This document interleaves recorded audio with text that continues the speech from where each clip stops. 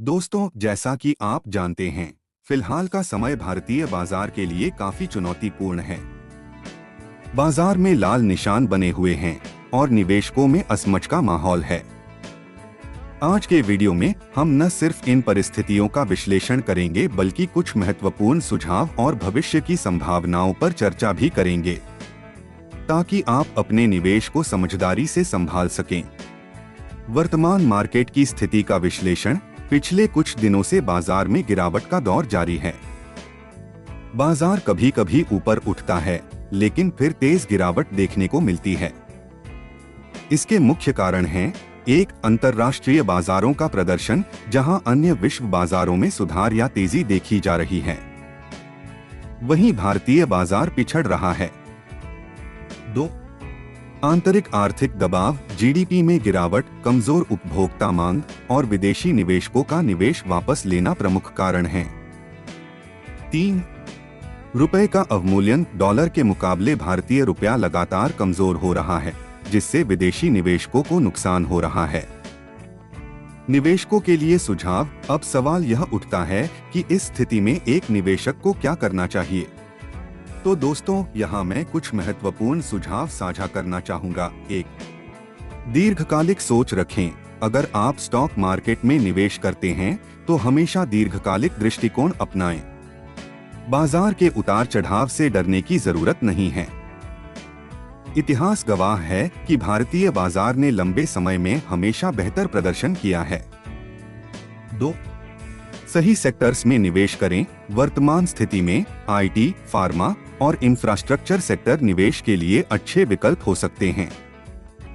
FMCG और consumer staples sector भी स्थिर रिटर्न दे सकते हैं।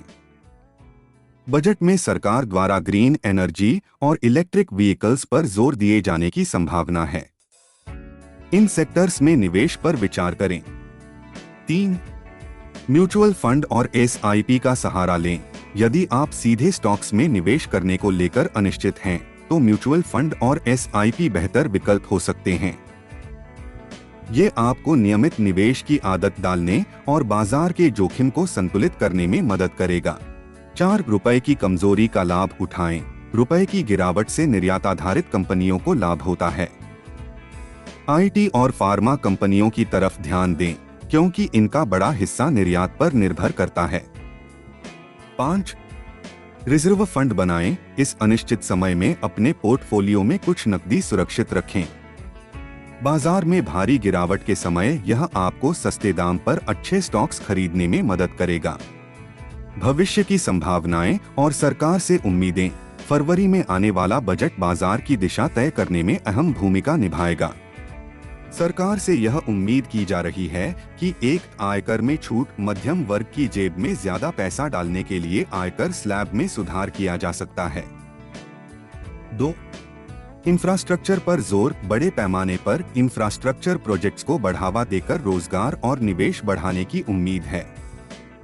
3, एफडीआई को बढ़ावा। सरकार विदेशी निवेश को आकर्षित करने के लिए नई नीतियां लागू कर सकती है। 4, ग्रीन एनर्जी और डिजिटल इकोनॉमी। इन क्षेत्रों में निवेश को बढ़ावा दिया जा सकता है, जो बाजार में नए अवसर खोलेगा। भविष्य की रणनीति। दोस्तों, बाजार के उतार चढ़ाव को देखते हुए आपकी रणनीति इस तरह होनी चाहिए। 1, डाइवर्सिफिकेशन। अपने पोर्टफोलियो को अलग अलग सेक्टर्स में बांटें, इससे जोखिम कम होगा। 2, वैल्यू इन्वेस्टिंग। मजबूत फंडामेंटल्स वाले स्टॉक्स पर ध्यान दें। गिरावट के दौरान अच्छे स्टॉक्स सस्ते दाम पर मिल सकते हैं। 3, बजट के बाद निवेश करें। बजट के अनाउंसमेंट के बाद बाजार में कुछ उतार चढ़ाव देखने को मिलेगा। सही समय का इंतजार करें और फिर निवेश करें। 4, भावुकता से बचें। बाजार में तेजी या गिरावट के समय भावुक होकर जल्दबाजी में फैसला न लें। तो दोस्तों,